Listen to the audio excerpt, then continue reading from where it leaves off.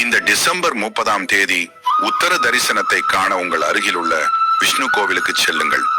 வைகுண்ட ஏகாதசி என்பது வருடத்தில் ஒரே ஒரு முறை வரும் மிக அற்புதமான நாள். இந்த ஏகாதசி மகாவிஷ்ணுவின் இருப்பிடமான வைகுண்டத்தோடு தொடர்புடையது. இந்த நாளில் கட்டுப்பாடு, விரதம், காத்திருப்பு மற்றும் ஒழுக்கம் ஆகியவற்றின் முக்கியத்துவத்தை பற்றி பழங்கால மரபுகள் பேசுகின்றன. இந்த ஒரு நாள் வருடம் முழுவதும் வரும் 24 ஏகாதசிகளுக்கு சமமானது. பத்ம புராணத்தின்படி வைகுண்ட ஏகாதசியை முக்கோடி ஏகாதசி என்றும் கூறுவார்கள்.